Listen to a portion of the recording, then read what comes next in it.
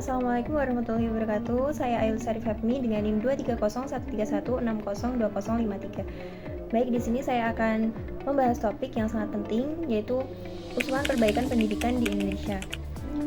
Mengapa hal ini perlu dibahas? Karena pendidikan adalah fondasi utama dalam membentuk sumber daya manusia yang unggul.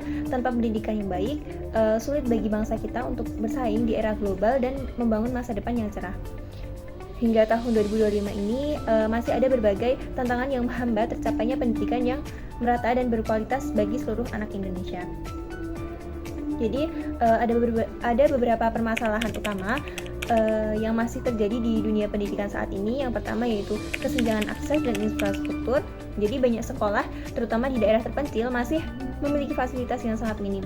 Jadi beberapa bahkan ruang kelasnya rusak atau tidak memiliki akses listrik dan internet. Kondisi ini tentu sangat menyulitkan proses belajar dan mengajar di sekolah. Kemudian yang kedua, ketimpangan distribusi guru. Jadi guru ASN lebih banyak tersebar di kota-kota besar, sementara sekolah di daerah terpencil atau sekolah yang kurang terpenuhi kebutuhannya itu sering kekurangan tenaga pendidik. Jadi ketimpangan ini menyebabkan kualitas pendidikan yang tidak merata. Kemudian yang ketiga, kurangnya pelatihan untuk kurikulum baru dan teknologi. Jadi saat ini itu banyak guru belum siap sepenuhnya dalam menghadapi perubahan kurikulum dan integrasi teknologi dalam pembelajaran. Padahal keterampilan digital ini sangat penting untuk masa depan siswa. Kemudian yang keempat, sistem penilaian yang belum mendukung karakter dan soft skill. Jadi sistem evaluasi yang fokus pada ujian semata cenderung mengabaikan pengembangan karakter, kreativitas, dan kemampuan berpikir kritis siswa. Kemudian yang terakhir yaitu kesejahteraan guru honorer dan dukungan untuk sekolah swasta. Jadi guru honorer ini masih banyak yang menerima penghasilan rendah dan sekolah swasta kesulitan mendapatkan bantuan yang lebih layak. Hal ini tentu berpengaruh pada motivasi dan kualitas pengajaran.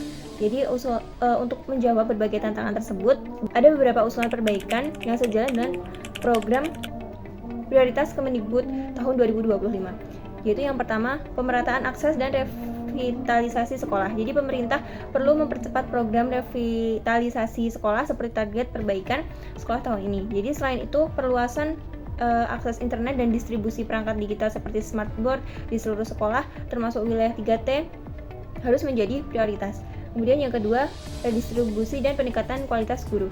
Jadi distribusi guru ASN ini harus lebih adil, termasuk penempatan di sekolah swasta atau wilayah yang kekurangan guru. Pelatihan intensif ini juga penting, terutama dalam bidang teknologi pendidikan, coding, dan kecerdasan buatan agar guru siap menghadapi tantangan zaman. Kemudian yang ketiga, reformasi sistem manajemen kinerja dan evaluasi.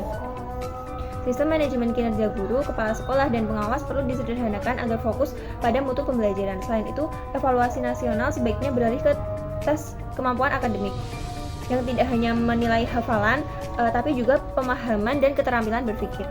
Kemudian yang keempat, penguatan pendidikan karakter dan deep learning.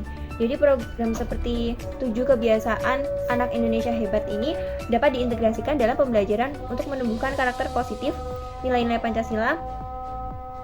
Kemudian pembelajaran juga perlu diarahkan pada pemahaman yang mendalam, bukan sekedar menghafal. Kemudian yang kelima, peningkatan kesejahteraan guru honorer dan dukungan sekolah swasta.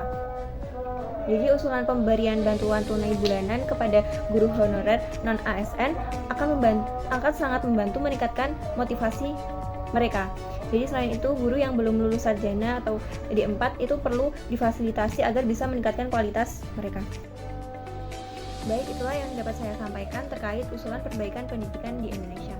Bila ada kurang lebihnya, saya mohon maaf. Wassalamualaikum warahmatullahi wabarakatuh.